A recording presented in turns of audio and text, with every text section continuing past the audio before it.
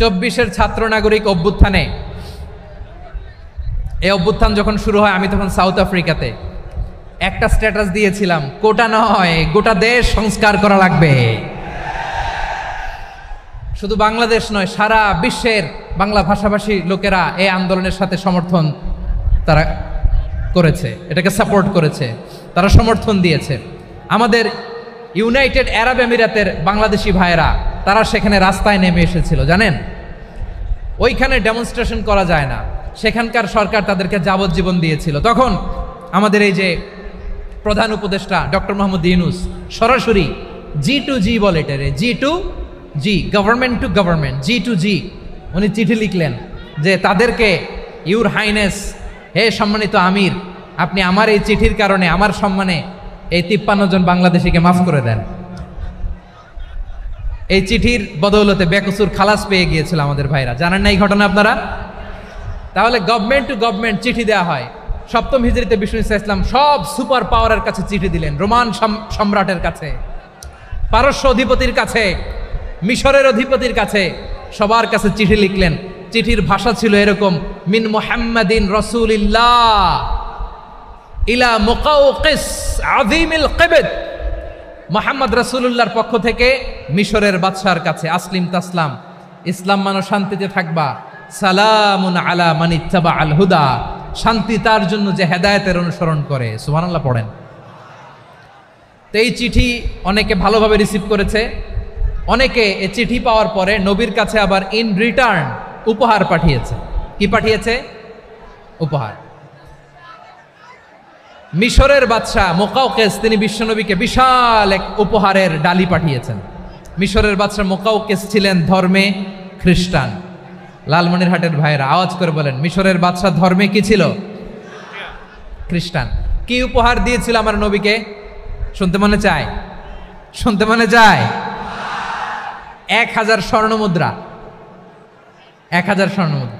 2টা খ্রিস্টান দাসী, একজনের নাম মারিয়া বিনতে শামউন আল কিবতিয়া, আরেকজনের নাম সিরিন বিনতে শামউন আল কিবতিয়া। একজন খ্রিস্টান দাস 20 থান কাপড় জামা বানানোর জন্য, আমরা নবী যেন সেলাই করে জামা বানাতে পারে এজন্য 20 থান কাপড়, 20 থান ফাইন গার্মেন্ট। সুবহানাল্লাহ পড়বেন না? এরপরে একটা গাধা যেটার নাম ছিল উফাইর, আর একটা খচ্চর, এটার নাম ছিল দুলদুল। খচ্চর চিনেন? গাধা আর ঘোড়ার ক্রসিং এ যে প্রাণীটা দুনিয়াতে আসে ওটার খচ্চর বলে। তো এই যে সুপার পাওয়ার খ্রিস্টান বাদশার কাছে নবী চিঠি লিখলেন, ওই খ্রিস্টান বাদশাহ আমার নবীকে উপহার দিল, বিশ্বনবী এই উপহারগুলো সানন্দে গ্রহণ করেছে। সুবহানাল্লাহ পড়বেন না? তাহলে অমুসলিম কেউ যদি আপনাকে উপহার দেয়, হালাল উপহার হলে আপনি গ্রহণ করতে পারবেন। অনুরূপভাবে পারস্যের বাদশাহ, রোম সম্রাট বিশ্বনবীকে উপহার পাঠিয়েছেন, আমার নবী সবগুলো উপহার গিফট গ্রহণ করেছেন। সুবহানাল্লাহ বলেন। তাহলে প্রিয় লালমনিরহাট আওয়াজ করে বলুন, ইসলাম কি ন্যারো মাইন্ডেড রিলিজিয়ন না ব্রড মাইন্ডেড? আম্মাজান আয়েশার কাছে মাসালা জানতে চায় মেয়েরা, হে আম্মাজান, অগ্নি উপাসকেরা তাদের ঈদের দিন নওরোজের সময় আমাদেরকে পাখি দেয়, নেওয়া যাবে? উনি বললেন, ওরা জবাই করে দিলে নেওয়া যাবে না, কিন্তু ওরা যদি ফলমূল এরকম খাবার দেয় এগুলো নেওয়া যাবে। তার মানে অমুসলিমদের দেয়া উপহার এটা গ্রহণ করা যায়। সুবহানাল্লাহ বলেন। শুধু তাই নয়, বিষ্ণু ঈসা ইসলাম অমুসলিমদের সাথে আর্থিক লেনদেনও করেছেন, ফিনান্সিয়াল ডিলিং করেছেন। অমুসলিমদের সাথে প্রয়োজনে আপনি ফিনান্সিয়াল ডিলিং করতে পারবেন। আমরা প্রায় দেখি বাজারের মিষ্টির দোকানগুলো আমার হিন্দু ভাইদের। লালমনিরহাটে মিষ্টির দোকান, দইয়ের দোকান কারা চালায়? হিন্দুরা চালায় না? তারপরে যে বারবার শপ, চুল কাটে যে নাপিত, অধিকাংশ নাপিতের দোকানে কারা? আমার হিন্দু ভাইরা। তা আপনি চুল কাটতে পারবেন কিনা? পারবেন কিনা বলেন? পারবেন। তার দোকান থেকে দই মিষ্টি কিনতে পারবেন কিনা? হ্যাঁ, আমার মুসলিম ভাইয়ের দোকান থাকলে ওইটারে আমি বেশি প্রায়োরিটি দিব, ঠিক কিনা? কিন্তু যদি তাদের সার্ভিস নিতে চান, প্রোডাক্ট নিতে চান, পারবেন। তার দলিল সহিহ বুখারী, আম্মা জান আয়েশা রাদিয়াল্লাহু তাআলা আনহা বলেন, ইশতারা রাসূলুল্লাহ সাল্লাল্লাহু আলাইহি ওয়াসাল্লাম মিন ইয়াহুদিয়িন তুআমান ওয়া রাহানাহু দিরআহু মিন হাদিদ। রাসূল সাল্লাল্লাহু আলাইহি ওয়াসাল্লাম এক ইহুদির কাছ থেকে, কার কাছ থেকে? সবাই বলে নাই, কার কাছ থেকে? আমার নবী, পেয়ারা নবী এক ইহুদির কাছ থেকে জব কিনেছিল, জব, বার্লি, যেটা দিয়ে রুটি বানায়। ওই জবের দাম দেওয়া টাকা পয়সা নবীর কাছে ছিল না, ফলে নবী ওনার একটা পোশাককে মর্গেজ রেখেছিলেন, মর্গেজ, বন্ধক, যে এখন এটার দাম দিতে পারবো না, কয়েক কেজি বার্লি নিয়ে যাই আর বন্ধক হিসেবে আমার জামাটা রেখে গেলাম, যেই দিন দাম দিব ওই দিন জামাটা ছুটায় নিয়ে যাব। সুবহানাল্লাহ পড়বেন না?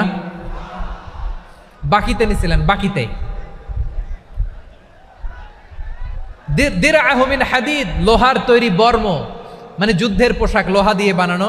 বিশ্বনবী বললেন কয়েক কেজি জব দাও, টাকাটা পরে দিব, এখন টাকা নাই, বন্ধক হিসেবে, মর্গেজ হিসেবে আমার জামা রেখে গেলাম, যখন টাকা দিব জামা ছুটায় নিব। আওয়াজ করে বলতে হবে সুবহানাল্লাহ। এ থেকে বোঝা গেল অমুসলিমদের সাথে ফিনান্সিয়াল ডিলিং করা যায়, অর্থনৈতিক লেনদেন করা যায়, কেনাবেচা করা যায়, প্রোডাক্ট কেনা যায়। এমনকি আমাদের মসজিদে নববীতে বারান্দায় আপনার একটা অটোমেটিক ফ্লাইং আমব্রেলা দেখছেন? সূর্য যখন বাড়ে মসজিদে নববীর বারান্দায় ইয়ার্ডের মধ্যে অটোমেটিক্যালি কিছু আমব্রেলা আছে, সাঁ করে খুলে যায়, আর সূর্যের তাপ লাগে না। আবার সন্ধ্যাবেলায় এই আমব্রেলাগুলো ওরা ক্লোজ করে ফেলে, দেখেন নাই না? দেখছেন?